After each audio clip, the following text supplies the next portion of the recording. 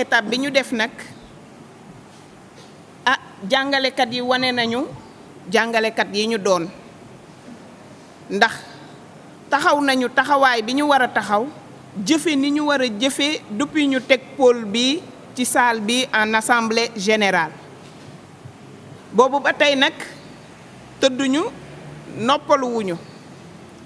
ndax stabilité dëkk bi jar na ko stabilité Sénégal jar na ko sillonné nañu nag les 3 communes de Thiès mu am ay quartiers yoo xam ne dañ ko cibler les quartiers les plus populaires ñu dem fa bokkul nag ak VAD yi ñu def visite à domicile yi nga xam ne def nañ ko ci kër jàngalekat yi dem waxtaan ak ñoom delloosiwaat seen xel ndax kat nee nañ seytaane waxul dëgg waaye yàq na xel xawoon nañoo jaxase nag jàngalekat yi ak président Macky Sall lii tey nag mu def firnde na ni président ñëpp la uuf ñëpp njabootam lañu yëkkati waat na valeuru jàngalekat fii ci Sénégal ba tax na ñun ñoo laxasaayu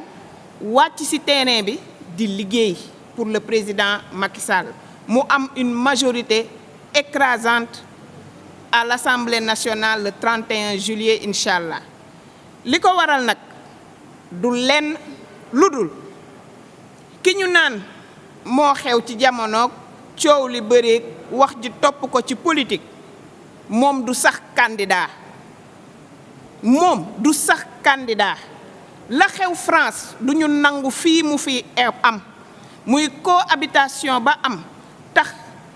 lu ñu gouvernement bi indi pour doxal ko assemblée bi rejeté ko loolu nag ñun duñu ko nangu parce que dañu nekk ci un pays bu war a développer bu war a émerger donc dañ ciy def suñu kéem kàttan lépp lu jàngalekat mën ak fépp fu jàngalekat nekk ñu ngi lay wax ni liggéey bi sa liggéey la nga jóg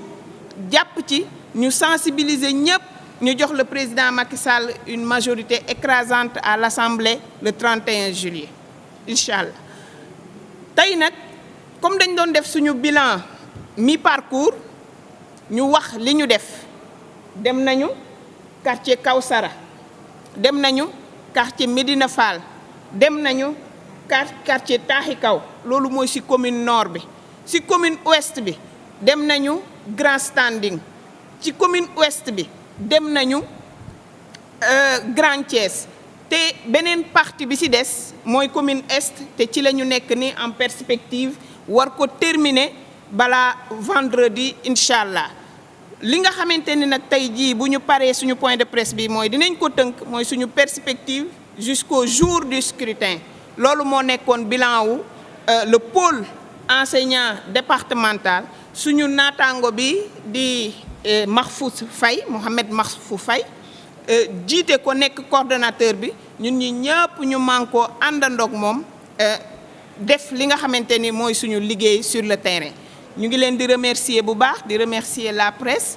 di nuyu di remercier aussi suñu jàngalekat yi nekk ci département bi sans les oublier parce que ñoom it ku ci nekk consigne bi mooy ku ci nekk fa la gën a jege ci sa gox def fa la war seetil jàngalekat yi waxtaan ak ñoom seetil population bi waxtaan ak ñoom ndax ku ne xam na capacité jàngalekat l'enseignant est le plus influent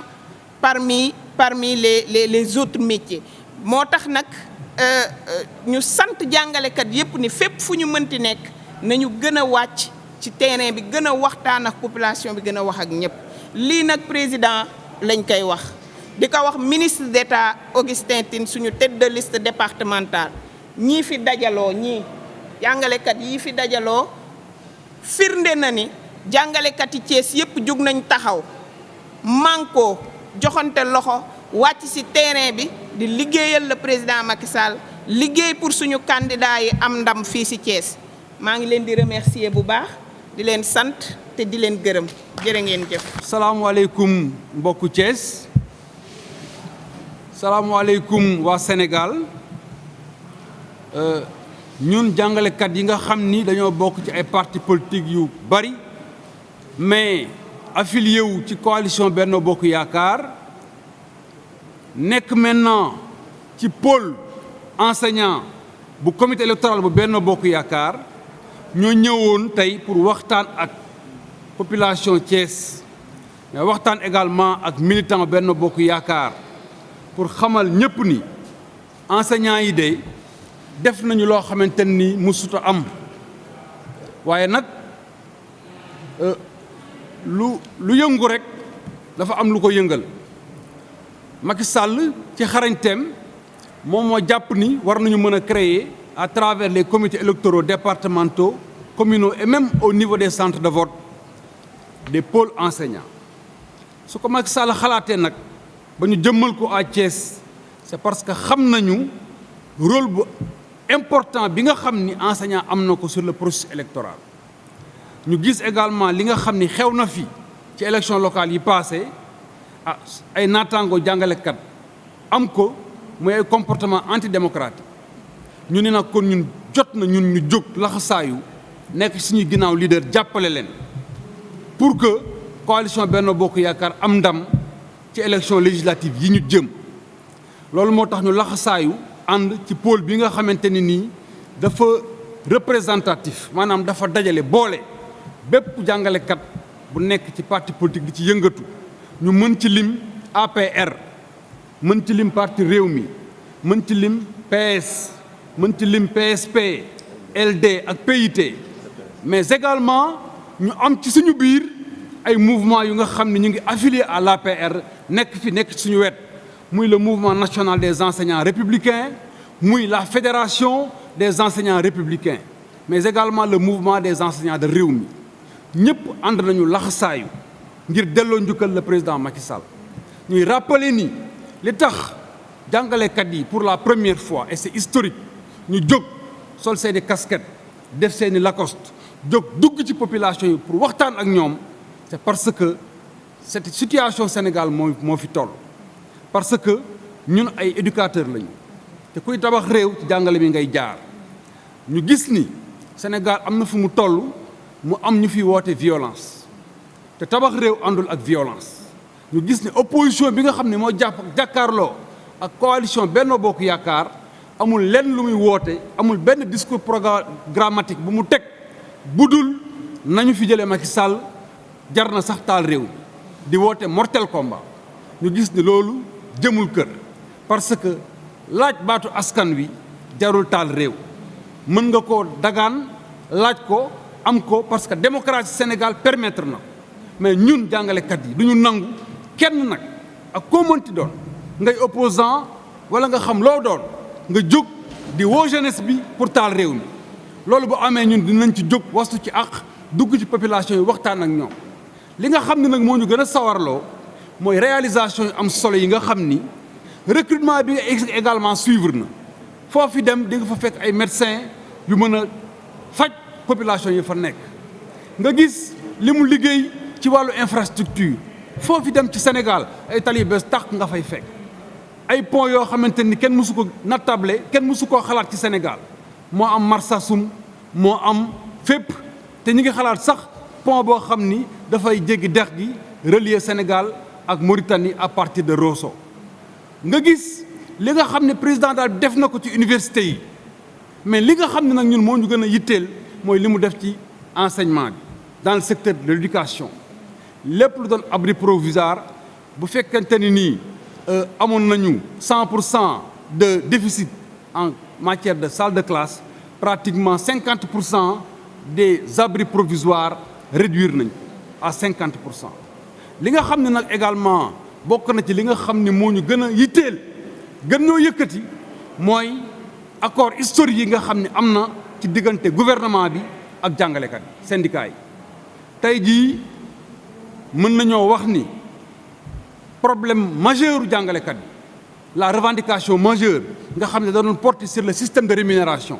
sur le traitement salarial parce que nag dafa amoon benn injustice bu amoon benn iniquité sur le traitement président Macky Sall encouragé gouvernement ba ñu signé ay accords yu historique benn gouvernement musta def li gouvernement Macky Sall def pour revaloriser la fonction enseignante payoor yi nga xam ne yokk na ko suñu salaire permettre nañu tey jii lépp lu nga xamante ni jafe-jafe la woon mu wàññeeku bu baax a baax ndax suñu pouvoir d'achat yokku na tey jii jàngalekat yi ñu ngi dem pour mën a xool nu ñuy lëkkaloog ay structures bancaires pour mën a dem xool nu ñuy lijjantee seen problème logements sociaux kon Macky Sall def na loo tax jàngalekat yi war koo delloo njukkal loolu moo ñu yëkkati ñu jóg nag laxasaayu di rassurer président Macky Sall pour wax ko ni ko à Thiès le pôle enseignant jóg na taxaw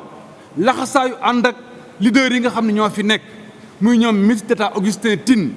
mais également ak suñuy candidat ñoom Cheikh Gaye ñoom Aïda Gueye Goudiaby ñoom Awa Doucouré ñoom député Fatou Sène mais également suñuy leaders yëpp nag ñu jiital ci le président Idrissa Seck à Thiès mais également le ministre Pape Amadou Ndiaye le ministre Alioune Sarr les leaders comme Abdoulaye Dièye Siggi Jotna et cetera ku lim da ngay juum wala doo matal mais bépp leader bu nekk Thiès jóg nga taxaw ànd ak leader yi fi nekk muy le président Idrissa Seck pour que coalition Benno Bokk Yaakaar am ndam au soir du 31 juillet